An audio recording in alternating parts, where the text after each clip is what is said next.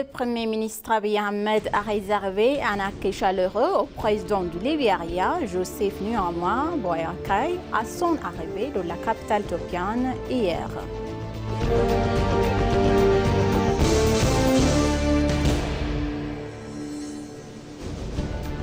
L'autorité du patrimoine éthiopien a annoncé que le projet de recherche du moyen Awash a mis en jour des fossiles et des utiles en pierre de Homo sapiens ayant vécu il y a 100 000 ans.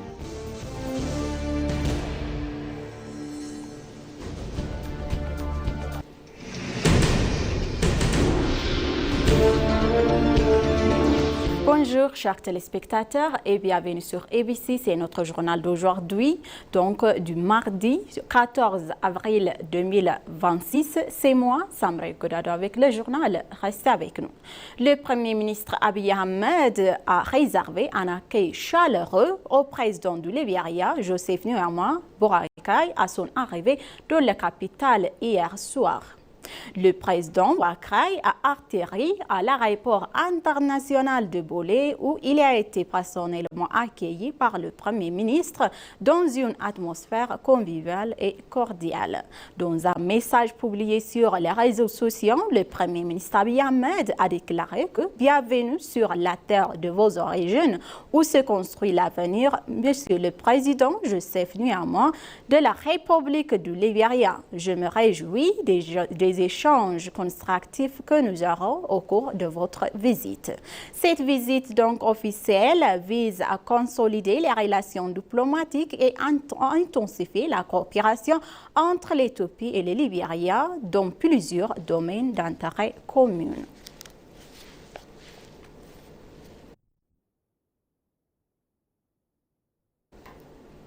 L'autorité du patrimoine éthiopien a annoncé que le projet de recherche du moyen Awash a mis en jour des fossiles et des utiles en pierre de Homo sapiens ayant vécu il y a 100 000 ans. Ces nouvelles et passionnantes découvertes réalisées par l'équipe de recherche archéologique du moyen Awash ont été publiées hier dans la revue scientifique américaine de renommée internationale Proceedings of the National Academy of Sciences. L'étude a été dirigée par le Dr Johannes Bayene et le fruit de plusieurs années de recherche menées par des scientifiques de 24 pays. Ababa Ayaleo, directeur général de l'autorité du patrimoine éthiopien, a déclaré à l'époque que le gouvernement accorde une grande importance à la recherche scientifique et de nombreux projets de recherche sont en cours. Il a également mentionné que diverses découvertes antiques sont présentées au monde grâce aux recherches en cours et quelques résultats de recherche annoncés ce jour-là revêtent une grande importance. Il a ajouté que cette étude menée dans la région Alawi a révélé que nouvelles informations sur le monde de vie et l'environnement humain il y a 100 000 ans. Il a également été annoncé que les autorités poursuivront des analyses scientifiques approfondies et présenteront les résultats lors du forum scientifique international.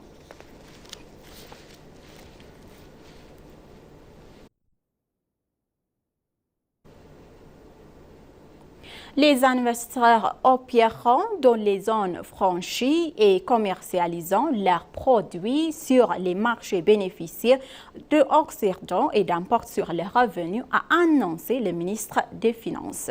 Le ministère des Finances a annoncé la publication d'une nouvelle directive visant à faciliter le développement industriel du pays et à résoudre durablement les problèmes de pénurie de capitaux, d'approvisionnement et interrompt des main-d'œuvre qualifiée dans le secteur. Selon un communiqué du ministère, un plan est en cours d'élaboration pour lever progressivement les obstacles au développement industriel et accroître la productivité nationale. Il a notamment été décidé que les taxes et droits de douane acquittés par les importateurs avant la mise sur le marché de leurs produits ne pèseraient pas sur leurs capitaux limite ni sur leur activité. Pour remédier à ce problème, des zones franches ont été créées dans différentes régions permettant aux importateurs d'importer des intrants et des produits en franchise de droits et de taxes et de s'acquitter des taxes une fois leurs produits vendus.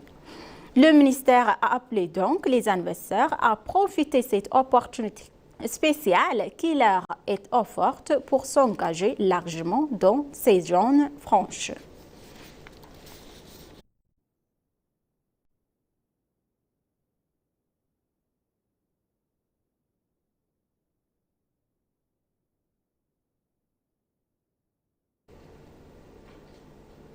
Addis Abeba connaît une évolution remarquable de son agriculture urbaine qui se limite plus à son satisfaire les besoins des ménages mais génère désormais des excédents destinés au marché. Selon Bayou Chegud, responsable de la Commission des agricultures urbaines, les politiques de soutien et attention accrue accordées au secteur ces dernières années ont permis de transformer une activité de subsistance en une véritable levée économique.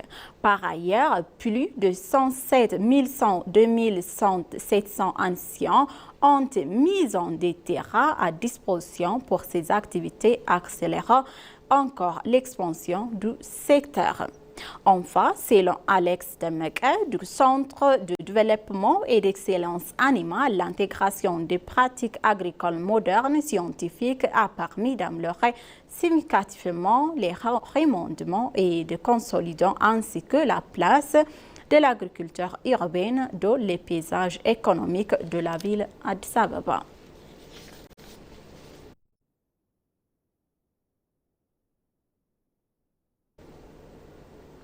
L'Éthiopie mise en œuvre des actions concrètes pour promouvoir la souveraineté de l'aide humanitaire en la finançant sur ses propres ressources, a déclaré l'ambassadeur Shifarao Teklemariam, commissaire de la Commission éthiopienne de gestion des risques de catastrophe.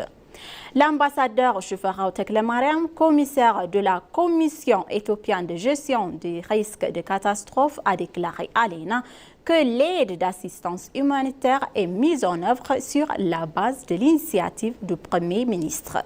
Il a déclaré également que cette initiative découle de l'aide que l'Éthiopie, pays qui ne manque de rien et n'a rien produit, devrait être à la fois mendiante et dépendante de l'aide. Il a également expliqué que cette initiative est née de la frustration aux phases dérivées de protectionnisme et de la tutelle. Il a affirmé que l'aide humanitaire n'est pas seulement une question d'autosuffisance, mais aussi de dignité, de liberté et de souveraineté nationale.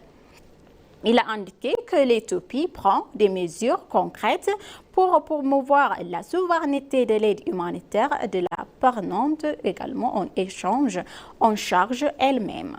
Il a également déclaré que des efforts sont déployés pour institutionnaliser les valeurs traditionnelles et de responsabilité familiale et de partenariat communautaire. Il a déclaré enfin que le parcours de l'Éthiopie pour assurer elle-même l'aide humanitaire se déroule avec une grande initiative sur l'impulsion du Premier ministre qui est couronnant de succès.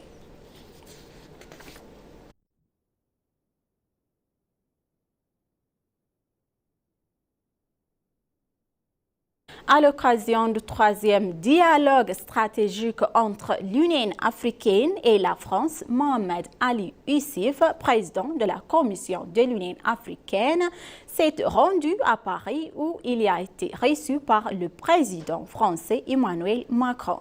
Les échanges ont porté sur plusieurs priorités, notamment le renforcement de la paix et de la sécurité, ainsi que la promotion multilatéralisme. Les deux parties ont souligné l'importance l'importance d'une coordination accrue dans les cadres internationaux comme les G7 et G20, tout en défendant une approche équilibrée qui tient compte des intérêts africains. Un accent particulier a été mis sur la nécessité de promouvoir des solutions africaines aux défis du continent dans le respect de l'ordre constitutionnel. Les dirigeants ont également insisté sur l'urgence de réformer le Conseil de sécurité des Nations Unies afin de garantir une meilleure représentation de l'Afrique. Au cours de son séjour, Mohamed Ali Youssef a également échangé avec Jean-Noël Barrot, ministre de l'Europe et des Affaires étrangères. Des discussions ont été qualifiées de constructives et productives, traduisant une volonté commune de consolider les relations entre l'Afrique et l'Europe.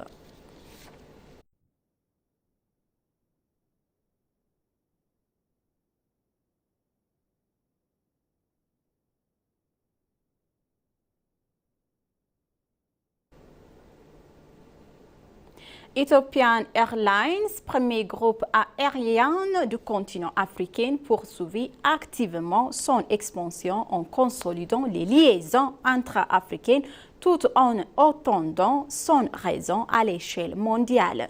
La campagne s'impose ainsi comme un acteur clé de l'intégration économique de l'Afrique et de son ouverture internationale. Dans une déclaration à l'agence de nouvelles éthiopienne, le directeur général Mesfin Tassou a indiqué que la campagne dessert activement 66 destinations en Afrique avec l'objectif de renforcer encore davantage la connectivité régionale consolidée comme essentielle pour exploiter pleinement le potentiel économique du continent. Mesfin Tassou a souligné également que le renforcement des liaisons aériennes joue un rôle déterminant dans la mise en œuvre de la zone de libre-échange continentale africaine en facilitant les échanges commerciaux, en stimulant le tourisme et en encourageant une coopération économique plus étroite entre les pays africains. Le PDG a notamment souligné l'alignement de sa stratégie avec l'agenda 2063, feuille de route de l'Afrique pour une transformation socio-économique durable en Afrique.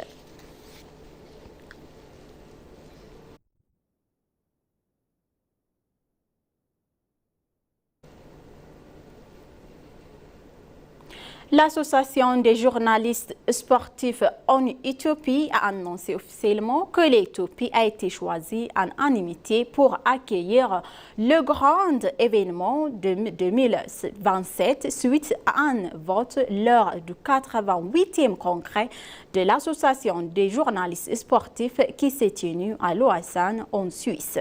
Cette commission historique et cette nomination historique rehaussera une fois de plus de prestige du pays sur la scène sportive internationale et permettra à plus de 300 journalistes sportifs internationaux de renom de se rendre à la ville Addis Ababa, la terre des coureurs, pour le congrès qui se tiendra l'année prochaine 2027.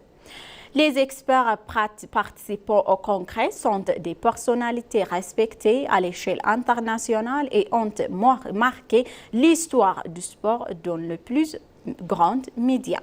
Parmi eux figurent des journalistes chevronnés et également qui ont fait découvrir le monde entier l'exploit Abeba-Bikila, courant pieds nus et les victoires de Haile Selassie, de Haile Gebrselassie et Ganesa Bekele.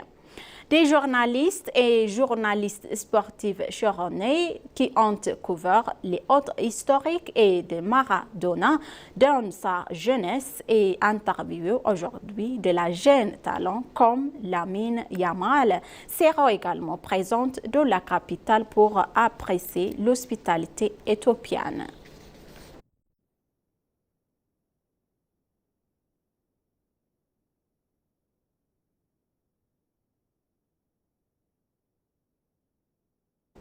Chers téléspectateurs, maintenant je vous rappelle les titres principaux.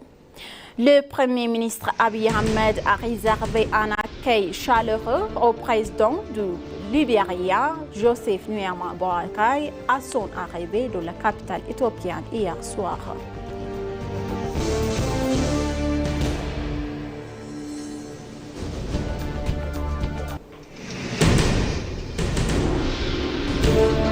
L'autorité du patrimoine éthiopien a annoncé que le projet de recherche du moyen Awash a mis en jour des fossiles et des utiles en pierre d'Homo sapiens ayant vécu il y a 100 000 ans. Merci, chers téléspectateurs, d'avoir resté avec nous jusqu'à la fin de notre journal d'aujourd'hui. C'était moi, Samuel Kodado, avec le journal. Restez avec nous.